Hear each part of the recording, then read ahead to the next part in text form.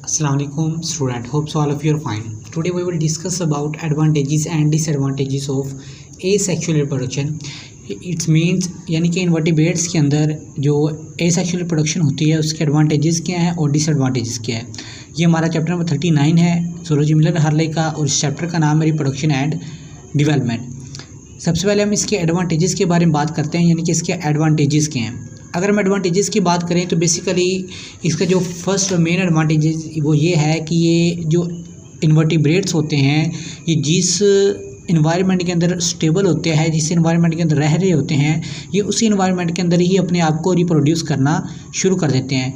It's mean कि इनके जो इन्वायरमेंट इनके रिप्रोडक्शन के लिए स्टेबल होता है, उस इन्वायरमेंट के अंदर अपने ऑफस्प्रिंग को ये रिप्रोड्यूस करना शुरू कर देते होते हैं। और इनके जो ऑफस्प्रिंग की तादाद जो है वो एक या दो नहीं होती, ये कॉलोनियल फॉर्म के अंदर और मल्टीपल फॉर्म के अंदर ये मल्टीपल इनके ऑफस्प्रिंग जो है वो प्रोड्यूस होते हैं। मिसाल तो अगर हम प्रोटिस्ट की बात करें तो प्रोटिस्ट का जो स्टेबल इन्वायरमेंट है वो क्या है, मैरिन है। तो ये मैरिन के अंदर ही अपने आप को रिप्रोड्यूस करना शुरू कर देते हैं। ऐसा क्यों होता है कि जो स्टेबल इन्वायरमेंट होता है उसी के अंदर अपने आप को रिप्रोड्यूस क्यों करते हैं? क्योंकि इनके जो जीन की जो कम्बिनेशन होती है वो क्या होती है, जो वो मैच कर रही होती है रिलेटिवली अनचेंजिंग इन्वायरमेंट से। यानी कि उनकी जीन की कम्बिनेशन ही ऐसी होती है कि वो जिस इन्वायरमेंट के अंदर स्टेबल होते हैं, सर्वाइव कर रहे होते हैं, उसी इन्वायरमेंट के अंदर आपको रिप्रोड्यूस करते हैं।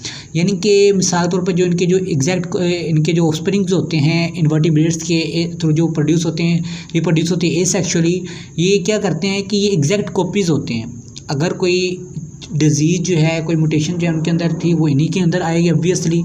तो जो इनके अंदर जो ऑफस्प्रिंग एग्जैक्ट कॉपीज़ है, अगर इनके जो पेरेंट्स हैं वो क्या सर्वाइव कर रहे हैं कि मैरिन के अंदर सर्वाइव कर रहे हैं, तो उनके आगे ऑफस्प्रिंग वो भी मैरिन के अंदर ही सर्वाइव करेंगे, वो अपना इन्वायरमेंट चेंज नहीं करेंगे।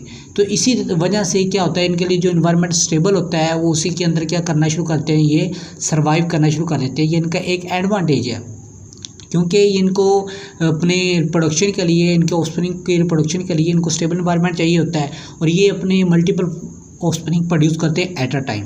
ये था इसका फर्स्ट एडवांटेज, यानी कि इन्वायरमेंट। सेकंड एडवांटेज क्या होता है इनका सीज़न का, यानी कि इनकी जो ब्रीडिंग का इन्वायरमेंट का जो स्टेबल इन्वायरमेंट होता है उसका भी एक सीज़न होता है। मिसाल तौर पर बाद का काफ़ी कोल्ड होता है, बाद का इन्वायरमेंट आउटसाइड काफ़ी कोल्ड होता है और बाद का काफ़ी वार्म होता है।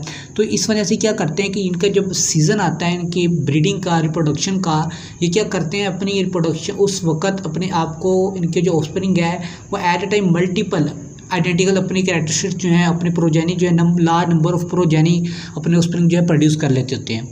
लार्ज नंबर ऑफ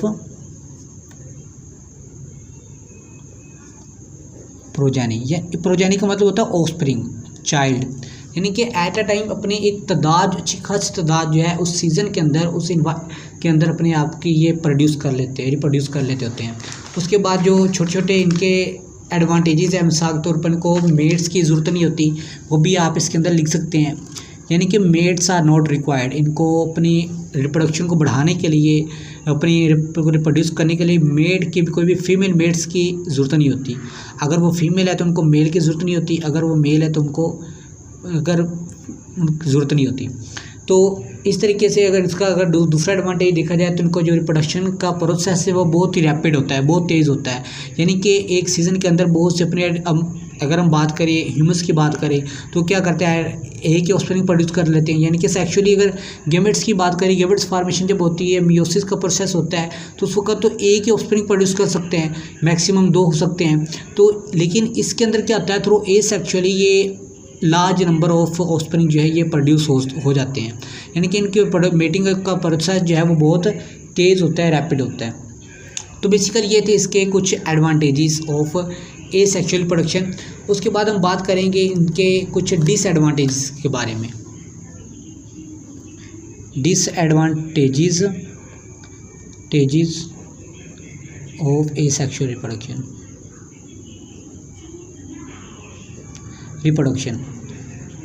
अगर हम इसके डिसएडवांटेजेस की बात करें तो उसका जो फर्स्ट और मेन डिसएडवांटेज आता है वो ये है कि अब मिसाल तौर पर इनके अंदर माइटोसिस होती है, मियोसिस का प्रोसेस नहीं होता इनके अंदर, ठीक है।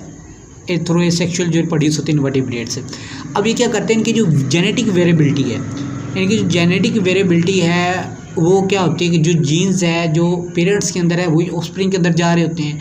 अगर फ़र्ज़ करें कि जो पेरेंट्स हैं उनको एक कोई डिज़ीज़ जो है, कोई चीज़ जो है हार्म कर रही है, नुकसान पहुंचा रही है, कोई डिवास्टिकेटेड, मिसाल के तौर पर एक सिंगल डिज़ीज़ है या एक फ्लड ड्रॉट है, लॉन्ग ड्रॉट, सैलाब या कोई और चीज़ जो है वो आ जाती है, इनके पेरेंट्स को नुकसान पहुंचाती है, तो वही डिज़ीज़ जो है वही उनके ऑफस्प्रिंग के अंदर जाएगी और इनकी पूरी स्पीशीज़ को, पूरी इनकी जनरेशन को वो क्या कर देगी, ख़त्म कर देगी। वही डिज़ीज़ इनकी पूरी जनरेशन में चलती जाएगी, तो ये इनको इसका नुकसान होता है। तो क्योंकि इन्होंने अपने क्या करने होते हैं, आइडेंटिकल कॉपीज़ होती है इनकी ऑफस्प्रिंग, इनके अंदर कोई ना मीटिंग का प्रोसेस होता है, ना इनके अंदर गेमेट फॉर्मेशन का प्रोसेस होता है, ना इनके अंदर कोई और स्पीशीज़ जो है आकर इन्वॉल्व होती है। तो ये एग्जैक्ट कॉपीज़ होने की वजह से क्या होता है कि इनको ये नुकसान होता है। अगर कोई डिज़ीज़ पेरेंट्स को है तो वो भी ही डिज़ीज़ जो है ऑफस्प्रिंग को भी ये ट्रांसफ़र हो जाती है। तो इनका ये पहला ये मेन डिसएडवांटेज है। यानी कि आप इसके हेडिंग ये बना सकते हैं, चांस ऑफ डिवास्टिकेटेड, चांस ऑफ डिवास्टिकेटेड। और इसका जो दूसरा एडवांटेज है वो ये है कि इनकी म्यूटेशन, अल्ट्रेशन, म्यूटेशन, यानी कि म्यूटेशन क्या होती है, अल्ट्रेशन जेनेटिक मटीरियल में तब्दीली। अब चूंकि इनके अंदर ना कोई मेटिंग प्रोसेस होता है, ना गेमेट फॉर्मेशन होती है, तो इनके अंदर जेनेटिक मटीरियल भी ऑब्वियसली चेंज नहीं होगा। जो पेरेंट्स के अंदर जेनेटिक मटीरियल है वही ऑफस्प्रिंग के अंदर भी शिफ्ट हो जाता है। अब चूंकि इनके अंदर कोई जेनेटिक मटीरियल एक्सचेंज नहीं हो रहा, तो ये भी इनको एक डिसएडवांटेज होता है, क्योंकि इनकी जो जनरेशन है वो चेंज नहीं हो रही, इनके अंदर कोई एवोल्यूशन नहीं आ रही। एवोल्यूशन बाद का अच्छी भी एवोल्यूशन आ जाती होती है, लेकिन इनके अंदर कोई एवोल्यूशन नहीं आ रही। वही जो इनकी जनरेशन चल रही है, इनके अंदर कोई मीटिंग ना होने की, अल्ट्रेशन ना होने, म्यूटेशन ना होने की वजह से इनको ये भी नुकसान होता है।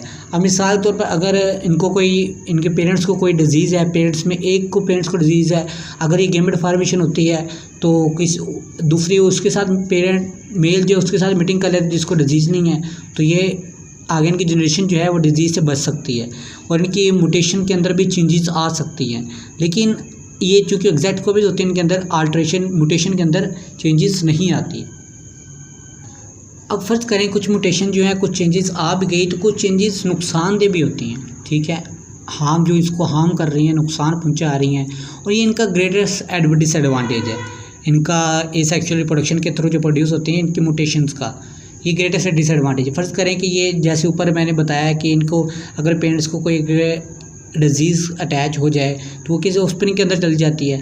अब डिज़ीज़ ऑफस्प्रिंग के गई, ये म्यूटेशंस आ गई इनके अंदर, ठीक है। अब म्यूटेशंस को ख़त्म नहीं हो सकती ये, चूँकि इनके आगे स्पीशीज़ के अंदर ये चलती जाएंगी, जनरेशन्स के अंदर इनके ऑफस्प्रिंग प्रोड्यूस होंगे वही डिज़ीज़ के साथ, तो ये बहुत ही जल्दी ये एक्सटेंड की तरफ चल जाएगी या ख़त्म हो जाएगी। तो इनका ये एक बहुत बड़ा डिसएडवांटेज है।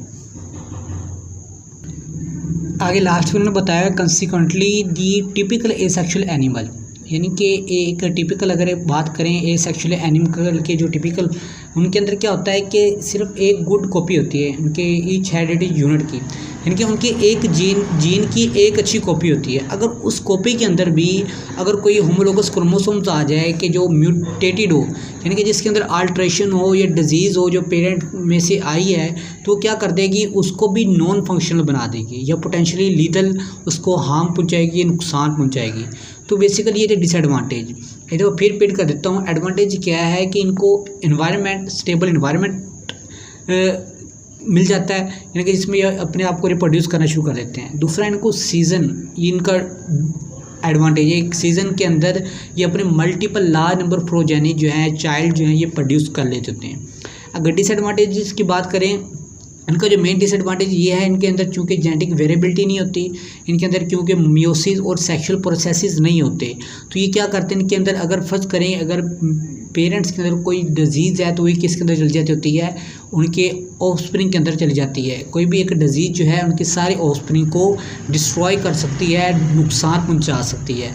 उसके अलावा इसका जो सेकंड डिसएडवांटेज ये है वो कि अल्ट्रेशन इन जेनेटिक मटीरियल, यानी कि म्यूटेशंस का। इनके अगर किसी भी एक जीन्स के अंदर कुछ म्यूटेशंस आ जाती हैं, कुछ डिजीज़ आ जाती हैं जो म्यूटेशन इनके लिए नुकसानदेह हो, तो क्या कर देगी इनके सारे ऑफस्प्रिंग को, आइडेंटिकल ऑफस्प्रिंग को उसको ख़त्म कर देगी और ये आगे इनकी स्पीशीज़ जनरेशन के अंदर ये डिज़ीज़ जो है चलती जाती है। उसके बाद लास्ट पे वो क्या बता रहे हैं कि अगर टिपिकल सेक्सुअल एनिमल्स की बात करें, ए सेक्सुअल एनिमल की बात करें, तो उनके अंदर सिर्फ एक गुड कॉपी होती है उनके जीन की। अगर उस जीन के अंदर भी होमोलोगस क्रोमोसोम्स आ जाए जो म्यूटेटेड हो, जिसके अंदर अल्ट्रेशन आई हो, तो वो क्या कर देगा, उसको भी नॉन फंक्शनल बना देगा या पोटेंशियली लीदर, या उसको लीदर कहते हैं हार्म को, ठीक है, उसको नुकसान पहुंचा देगा। तो ये जो बेसिकली कुछ disadvantage and disadvantage of asexual reproduction.